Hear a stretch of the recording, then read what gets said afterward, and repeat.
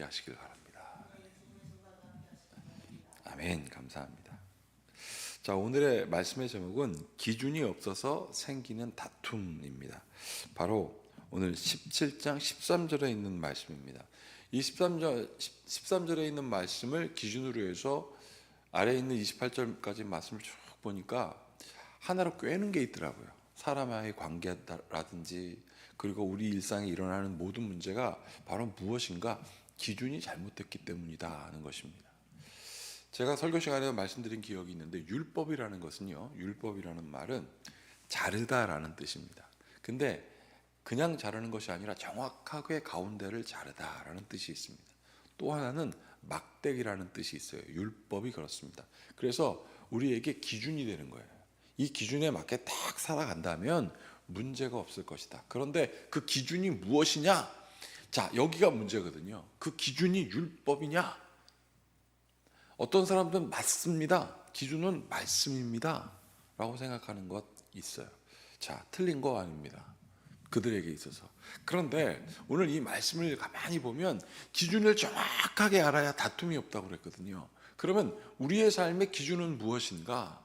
자, 율법은 자르고 쪼개고 기준이 된다라고 하니까 율법이 기준이다라고 생각할 수도 있는데, 율법은요, 기준이 아니라 안내서입니다. 이렇게 하고 저렇게 가는 방향을 제시해 주는 겁니다. 그러면 기준은 무엇이냐면, 제가 드리는 답을 듣고 여러분들은 분명히 그렇게 생각하면 맞지, 뭐 식상하게 그런 말씀을 다 하시고, 기준은 하나님이십니다. 이게 중요해요. 왜냐하면 율법은 하나님이 주셨기 때문에 그렇습니다. 하나님이 말씀으로 세상을 창조하셨고, 말씀이신 예수님이 이 땅에 오셨고, 예수님이 우리에게 보혜사 성령을 보내셔서 어떻게 하라고 하셨습니까? 그를 의지하는 삶을 살라고 하신 거죠. 그것이 바로 우리의 삶의 기준입니다. 이 기준이 없으니까 자꾸 싸우죠. 자, 17장 13절 보면 뭐라고 되어 있습니까? 13절, 누구든지 악으로 선을 갚으면 악이 그 집을 떠나지 아니하리라. 분명해요. 선한 것을 악한 걸로 갚지 말아라. 이게 하나님의 뜻이라는 거예요. 자, 그 다음에 14절, 다투는 시작은 뚝에서 물이 새는 것 같이 싸움이 일어나기 전에 시비를 그칠 것이다. 뚝에서 물이 새면 나중엔 점점 커져서 온 밭을 다 덮어버릴 수 있거든요. 그러면 우리의 삶 속에 이건 뭐냐면 하나님을 향한 영성의 예민함이 아주, 여러분 그 솜털이라고 그러잖아요. 그 솜털이 예민하게 살아있어서 하나님, 내가 오늘도 주님을 의지합니다 라는 삶을 살고 있어 보아라. 그게 기준이다 하는 거예요. 그 다음에 15절 보면 악인을 의롭다 하고 의인을 악하다 하는 이 두 사람은 다 여호와께 미움을 받느니라. 당연하죠. 이거는 하나님이 하지 말라고 한 거니까. 복 있는 사람들은 죄인의 길에 서기지 않고 오만한 자의 자리에 앉지도 않는다 그랬거든요. 길과 자리에 있지 않는다는 뜻은 무슨 뜻입니까? 오늘도 우리에게 나는 하나님의 말씀에 따라서 그 기준에 살아야지라는 것을 다시 한번 깨닫게 해주는 거거든요. 자, 그래서 17절 보면 친구는 사랑이 끊어지지 아니하고 형제는 위급한 때를 위하여 낫다 그랬습니다. 나의 친구가 있다라는 것은 그 친구가 나를 사랑하는 사람이고, 우리의 형제 자매, 우리의 가족은 무엇이냐면 위급한 때를 위하여 낫다고 성경은 오늘 기록하고 있습니다. 이게 바로 무슨 뜻이냐면, 자녀가 위급할 때 어미가 그 자녀의 날개가 되어준다는 뜻이에요. 그러면 그 자녀는 무엇을 보고 자라는 거예요? 제가 우리 성도들의 삶을 이렇게 가만히 보면서 늘 어떻게 축복하냐면, 하나님, 우리 성도들의 삶, 특별히 우리 재직의 삶, 그리고 그들의 자녀들이 어머니와 아버지의 신앙을 보고 닮게 하여 주시옵소서. 이건 너무 중요하더라고요. 그래야 그들이 다음에 자라 그 기준대로 살거든요. 하나님의 말씀에 따라 예배하고 기도하고 어려운 일이 생기면 함께 같이 중보할 수 있는, 세상이 알 수 없고 세상에 경험할 수 없는 삶을 살아내더라고요. 나는 그 축복이 집사님의 가정에 있기를 축복합니다. 우리 성도들의 가정에 있을지어다. 여러분, 이것을 소망하고 바라야 돼요. 이게 기준이에요. 기준. 내가 하나님을 바라보면 우리 자녀들도 하나님을 바라보고. 자, 그런데 보세요. 18절, 지혜 없는 자는 남의 손을 잡고 그 이웃 앞에서 보증이 되느니라. 자기가 뭔가 할 수 있는 것처럼 말하죠. 다툼을 좋아하는 자는 죄가를 좋아하는 자요, 자기 문을 높이는 자는 파괴를 구하는 자다. 그만하면 그만할수록 다 무너진다라는 거 아니겠습니까? 자, 그런데 여기서 20절에 아주 중요한 얘기가 나옵니다. 같이 읽어보겠습니다. 마음이 굽은 자는 복을 얻지 못하고 혀가 패역한 자는 재앙에 빠지니라. 마음이 굽어진 자는, 이런 뜻은 하나님을 향한 마음 기준이 굽어졌다는 거예요. 이건 다른 말로 얘기하면 언제든지 바뀔 수 있는 사람.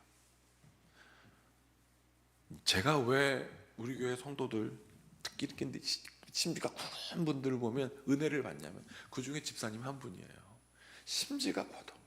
타협하지 말아야지. 그리고 이렇게 더 기도하셔야 될 것 같습니다. 하나님, 내가 이미 심지가 굳은 사람으로 평가받는 것보다도 앞으로도 주님 앞에 나가 흔들리지 않길 원합니다. 여러분, 그러면 그 사람들 때문에 기준돼요. 기준 모여 그러면 쫙 모이게 되어 있습니다. 왜냐하면 그런 기준의 삶을 살지 않으면, 21절 보세요. 미련한 자를 낳은 자는 근심을 당하거니와 미련한 자의 아비는 낙이 없어요.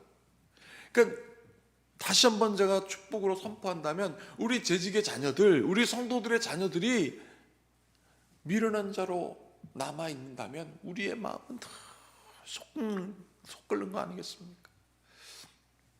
오늘 수능날 아침에 태준이를 데리고 이제 딱 학교에다가 내려주는데, 올해는 얘가 막 너무너무 떠는 거예요. 아빠 떨려. 그러면 저도 떠는 척 해야 될까요? 아닌 척 해야죠. 아유, 태준아 걱정하지 마. 사실 어제 저녁에 저희 아내도 그렇고 저도 그렇고 다 과민성 대장증후군이 왔어요. 신경이 쓰이는 거예요. 아닌 것처럼 표현을 했는데 그거 숨길 수가 없더라고요. 그 마음을 우리는 진심이라고 하고, 그래서 아들의 뒷모습을 보면서 울컥해지더라고요. 여러분, 22절 보세요. 마음의 즐거움은 양약이라도 심령의 근심은 뼈를 마르게 하느니라. 제가 지금 내 마음에 힘들었다는 표현을 하는 것이 아니라, 우리 마음의 중심이 진심일 때 그냥 딱 하나가 되는 거예요. 그 마음이 중심이 되면 딱 하나가 되는 거예요. 그 마음이 하나님을 의지하는 마음이 되면 교회가 딱 하나가 되어서 다 함께 손을 높이 들고 주여 주여 주여 외칠 수 있는 그 놀라운 간증과 고백과 선포가 나는 큰빛교회에 넘치길 축복합니다. 같은 마음으로 막 기도하는 거예요. 23절 보세요. 그런데 악인은 사람의 품에서 뇌물을 받고 재판을 굽게 하느니라. 마음이 없어요. 마음이 돈으로 그냥 하려고 한다라는 거죠. 판단도 없는다는 것입니다. 재판을 굽게 하니까. 지혜는 명철한 자 앞에서 이권을, 미련한 자는 눈을 땅에 두느니라. 땅에 두고 사는 눈 안 맞추면서 어떻게든 뭐 해보려고 말이죠. 땅의 것을 바라보는 자. 25절 보십시오. 미련한 아들은 그 아비의 근심이 되고 그 어미의 고통이 되느니라. 제가 앞전에도 말씀드렸지만, 다시 한번 말씀드리지만, 우리 재직의 자녀들, 우리 성도의 자녀들은 아비와 어미의 근심이 되지 않길 바랍니다. 그 아비와 어머니의 근심이 되는 것이 아니라, 그 아들이 고민하고 그 힘들었을 때, 오늘 여기 뭐라고 그랬어요? 그 형제가, 우리 가족이 있는 것은 환난을 극복하기 위해 존재한다고 그러는 거 아니겠어요? 26절, 의인을 벌하는 것은 귀인을 정직하다고 때리는 것은 선하지 못하니라. 이거 하나님께서 용납하지 않는다는 거죠. 그러면서 27절 28절 같이 읽어보겠습니다. 말을 아끼는 자는 지식이 있고 성품이 냉철한 자는 명철하느니라. 미련한 자라도 잠잠하면 지혜로운 자로 여겨지고 그의 입술을 닫으면 슬기로운 자로 여겨지느니라 그랬습니다. 하물며 미련하더라 할지라도 말할 때 말 못할 때 구별 못하면 차라리 가만히 있어라. 그러면 어떻게 돼요? 지혜로운 자와 슬기로운 자로 여겨진다. 여러분, 오늘 이 말씀은 17장에 있는 말씀은 기준이 분명한 삶을 살라. 기준이 흔들어지면 아무것도 되지 않다고 오늘 성경은 우리에게 얘기해주고 있습니다. 나는 오늘 이런 기도 제목을 함께 나눴으면 좋겠습니다.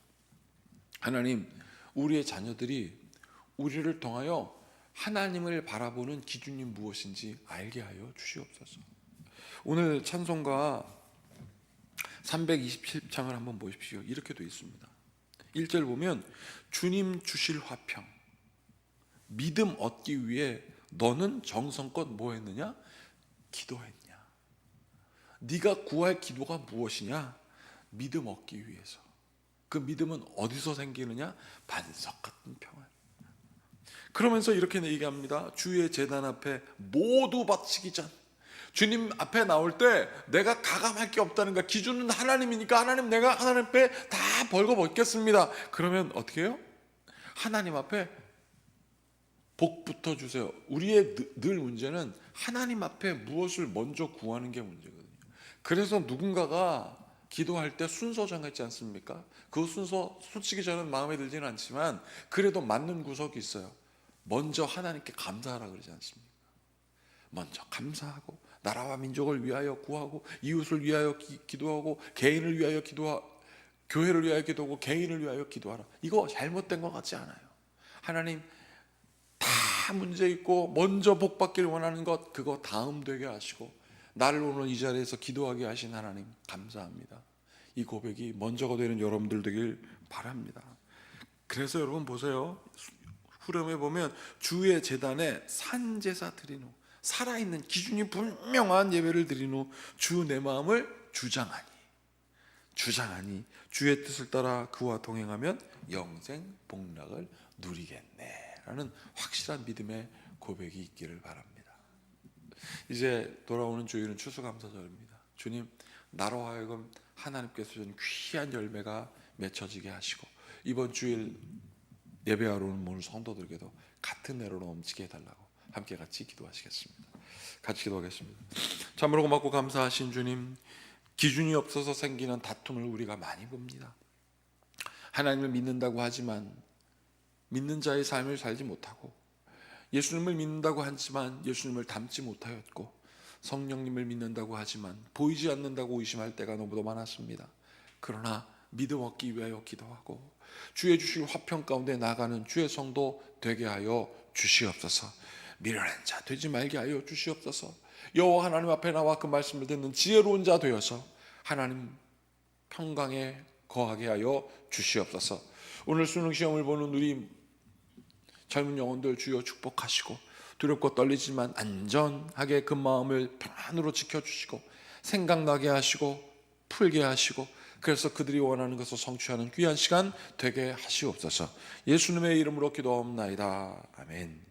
이제 우리 모두 주님께서 가르치신 기도를 드리겠습니다. 하늘에 계신 우리 아버지, 아버지의 이름을 거룩하게 하시며 아버지의 나라가 오게 하시며 아버지의 뜻이 하늘에서와 같이 땅에서도 이루어지게 하소서. 오늘 우리에게 일용할 양식을 주시고 우리가 우리에게 잘못한 사람을 용서하여 준 것 같이 우리 죄를 용서하여 주시고 우리를 시험에 빠지지 않게 하시고 악에서 구하소서. 나라와 권능과 영광이 영원히 아버지의 것입니다. 아멘. 이제 오늘 som상들을 위해 다시 한번 기도해 주시고 또 오늘 말씀에 따라서 우리 성도들 기준이 분명한 삶을 살게 해달라고 함께 중보 기도해 주시길 바라겠습니다.